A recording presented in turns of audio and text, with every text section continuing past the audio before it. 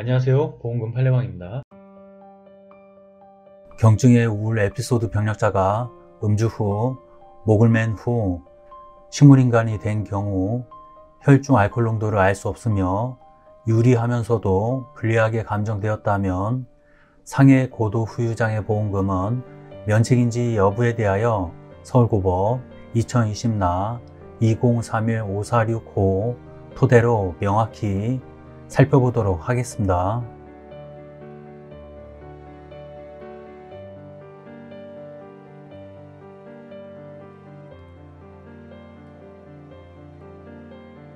재판부의 판단. 쟁점 가. 이 사건 사고가 보험사고인 상해에 해당하는지 여부. 이 사건 사고는 이 사건 보험계약이 정하는 상해보험사고, 즉 급격하고도 우연한 외래의 사고에 해당한다고 보기 어렵고 달리 이를 인정할 증거가 없습니다. 원고는 스스로 자살을 시도하였으나 다른 방에 있던 배우자 J가 이를 저지하였습니다. 그런데 원고는 10분 정도 지난 후 다시 붙박이장에서 스카프로 매듭을 묶어 스스로 목을 메었습니다. 원고는 목숨을 건졌으나 저산소성 뇌병증 등으로 현재 의식불명의 사지마비 상태에 있습니다. 원고는 이 사건 사고 발생 약 7년 전에도 자살을 시도한 적이 있습니다. 한편 원고의 사촌 누나 L은 2020년 1월 14일자 사고 문답서에서 10년 전에도 자살을 시도한 적이 있다고 답변하였고, 원고의 배우자 J는 2019년 11월 1일자 사고 문답서에서 원고가 3, 4년 전에 목을 매거나 2013년 및 2014년경 자살을 시도한 적이 있다고 답변하였습니다. 이 사건 사고일 무렵 원고는 알코올 의존 증후군 증세가 심하였고 배우자와의 사이도 불화가 깊어진 상태였던 것으로 보입니다. 원고는 이 사건 사고 발생 약 2주 전인 2019년 3월 5일 M정신과 의원에 내원하여 배우자의 외도 문제로 인하여 힘들다는 취지로 상담하였는데, 당시 담당 의사는 원고에 대하여 상세불명의 우울병 에피소드, 재발성 우울장애, 비기질성 불면증, 기타 비기질성 수면장애로 진단하였습니다. 이 사건 사고 약 10분 전 무렵 배우자 J가 원고의 목매는 시도를 저지하고 촬영한 사진에 의하면 원고가 방 안에서 비교적 자유롭게 이동하면서 사진을 촬영하는 배우자를 바라보고 인식하며 행동하고 있음을 또한 알 수 있습니다. 설령 원고가 이 사건 사고 당시 우울증 등 정신적인 질환을 겪고 있었다고 하더라도 그것이 이 사건 사고 당시 원고의 행위를 전반적으로 지배할 정도에 이르렀다거나 원고의 인지 능력이나 현실 변별력 등의 이상을 초래할 정도로 심각한 상태였다고 단정하기 어렵습니다. 따라서 원고의 사지마비 등 후유장애의 결과를 발생케 한 직접적인 원인 행위가 급격하고도 우연한 외래의 요인에 의한 것이라고 평가하기는 어렵습니다. 쟁점 다. 이 사건 사고 당시 원고가 심신상실 등으로 자유로운 의사결정을 할 수 없는 상태였는지 여부. 설령 원고가 이 사건 사고 당시 다량의 음주를 한 상태였고 알코올 의존 증후군과 우울증을 앓고 있었다고 하더라도 원고가 자유로운 의사결정을 할 수 없는 상태에서 목을 메었다고 인정하기에 부족하고 달리 이를 인정할 증거가 없습니다. 상세한 이유는 다음과 같습니다. 원고의 우울증 및 사고 발생 무렵의 음주가 원고의 사고 당시 행위를 전반적으로 지배할 정도에 이르렀다거나 원고의 인지 능력이나 현실 검증력 등의 이상을 초래할 정도로 심각한 상태였다고 보기는 어렵습니다. 알코올 중독 진단 검사에서도 알코올 의존 증후군으로 진단받은 사실이 인정되고, 이 사건 사고 당시에도 원고가 다량의 음주를 한 상태였던 것으로 보이기는 하나,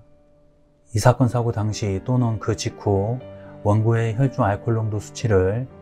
실제 측정한 객관적 자료는 찾을 수 없습니다.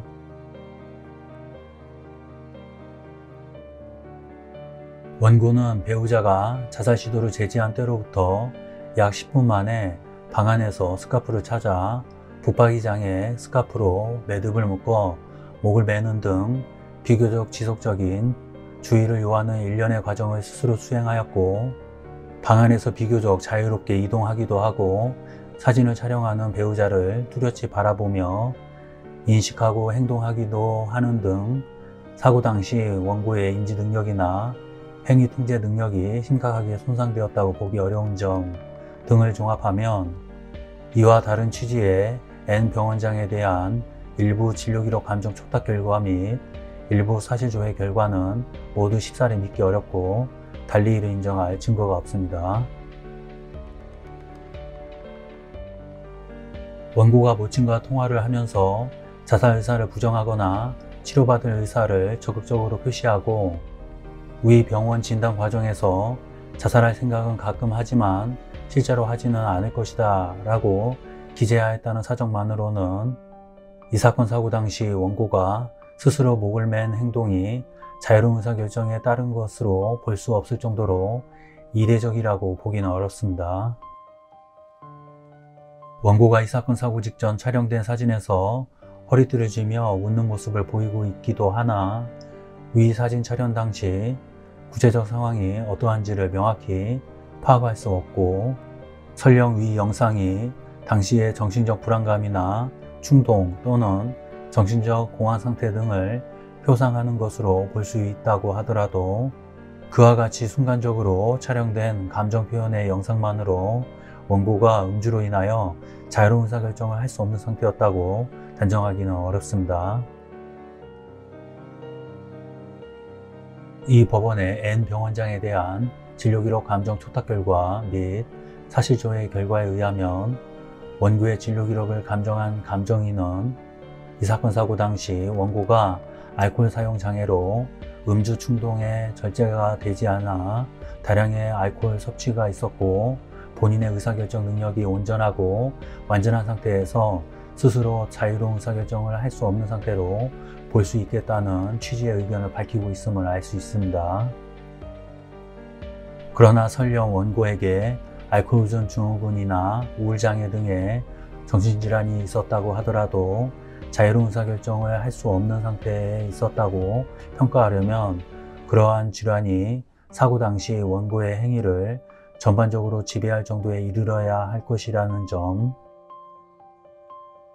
이 사건의 경우 원고의 우울증은 이 사건 사고 발생 약 2주 전 무렵 경증의 우울 에피소드 증세로 진단받았고, 우울증 약을 처방받아 복용한 기간도 짧은 점, 원고가 이 사건 사고 당시 어느 정도 심하게 음주한 상태였는지, 그로 인해 스스로 목을 매는 행동으로 나아가기까지 판단 능력이 완전히 결여되고 자유로운 의사결정이 모두 배제될 정도에 이르렀는지 알 수 있는 객관적인 증거가 없는 반면, 원고는 과거에도 여러 차례 자살을 시도한 바 있고 환청 또는 환각 증세 등이 발현되었다는 등의 자료는 찾아볼 수 없는 점, 위 감정이 역시 원고의 알코올 과량 섭취가 조현병 등에 의한 심신상실과 동등한 수준의 책임능력 저하로 간주하기는 어렵고, 원고가 음주를 하면 자유의지와 관계없이 스스로 해치게 되는 정신과적 문제가 있었다고 단정하기 어렵다는 취지의 의견을 밝히고 있는 점, 위 감정인은 이 사건 사고 이전에 원고를 직접 치료하거나 진료한 바 없고, 과거의 진료 기록 등을 바탕으로 원고의 이 사건 사고 당시 상태를 추단한 것에 불과한 점, 원고는 당시 상당한 음주 상태이긴 하였으나 현실 인식이나 사리 분별이 전혀 안 될 정도에 이르지는 않았던 것으로 보이는 점, 이 사건 사고 당일 원고가 모친과 통화를 하면서 나눈 대화나 모친에 대한 태도 등에 비추어 보더라도 원고의 현실에 대한 변별력 또는 사고 당시 스스로 자해를 감행하려는 동기에 관한 인식이 전혀 없었다고 보기 어려운 점,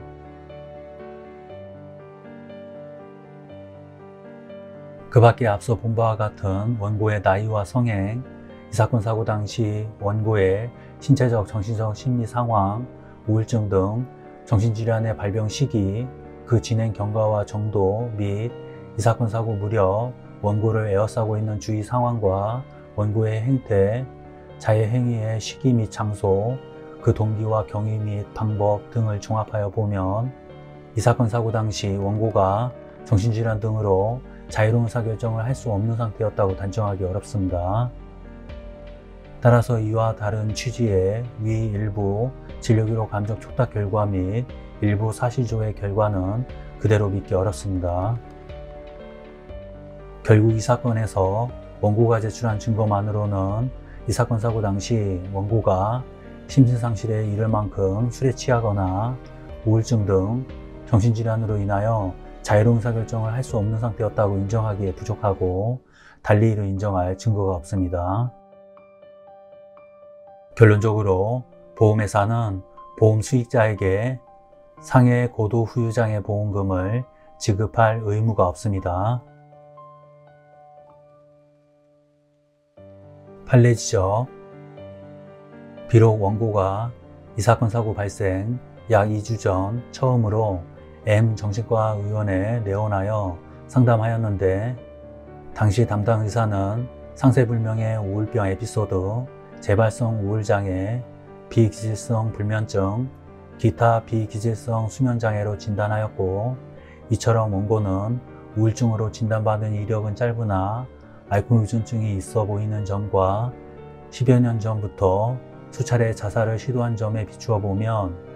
만성적인 우울증을 앓고 있었다고 보아야 하며 과음으로 인해 다행감, 명량감, 과대적 기분, 좌극과민성, 수다스러움, 집중력 곤란, 자살 충동 또는 공격적 성향 등의 정신과적 증상이 나타날 수 있고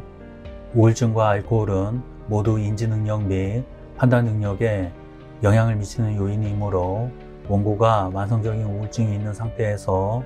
알코올 남용이 부가적으로 작용하여 인지능력 및 판단력을 저해되었을 것으로 추산되며